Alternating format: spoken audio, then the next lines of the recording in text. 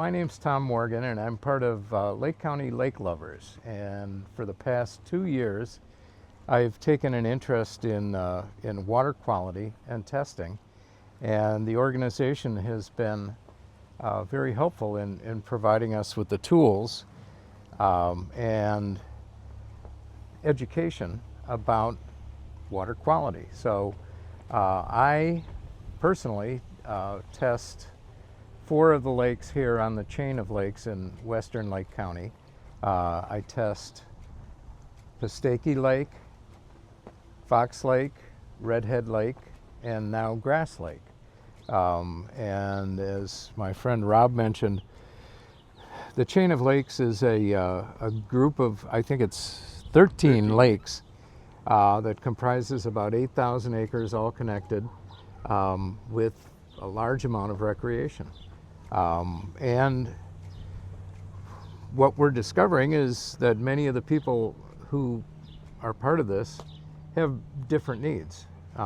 And what I hope to do with Lake Lovers is provide information that we can share with the various constituencies on the lakes. The Fox Waterway Authority,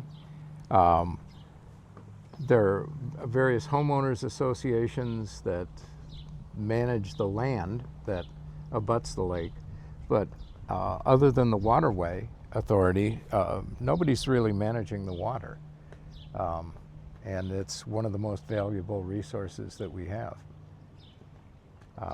I've been very pleased to have the opportunity to learn how to do testing. I've had some background in water testing, but I'm not a scientist. I'm a retired person who has the opportunity to use my time to learn new things, and hopefully we can share the data that we gather with the larger community so that we can develop some actionable items that can help improve the quality of the water.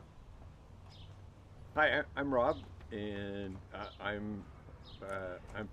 I go out with Tom for the water testing, and I'm also part of the Fox Waterway Advisory Committee, and so I have a keen interest in the water.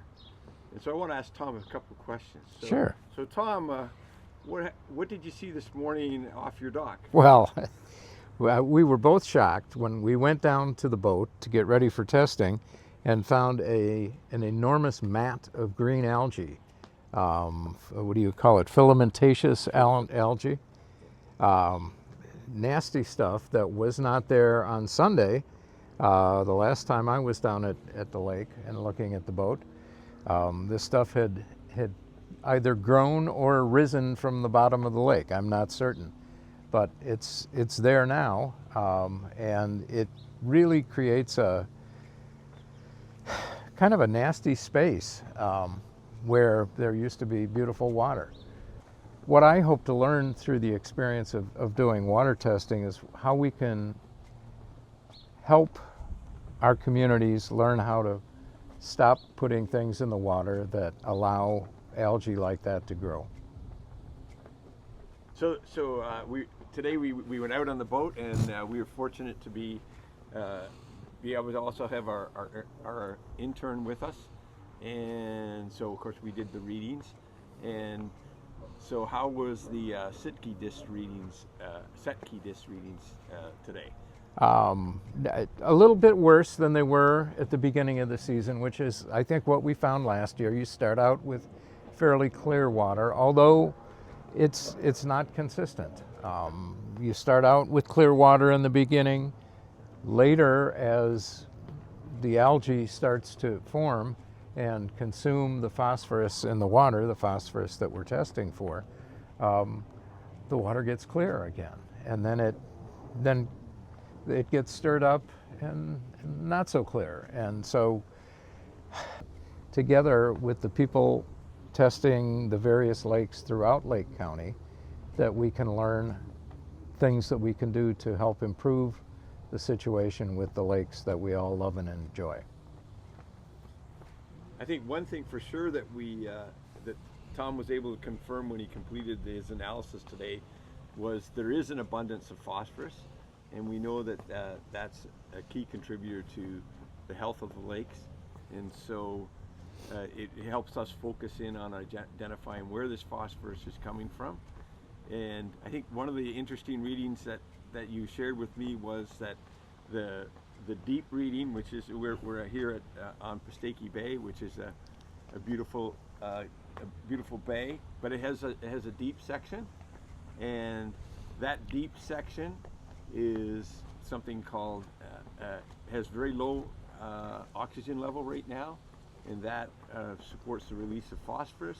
And that's exactly what we found. That's exactly what we found. Is an abundance of phosphorus that's down low. That's sitting at the bottom, waiting to rise sometime during the season and feed the beast.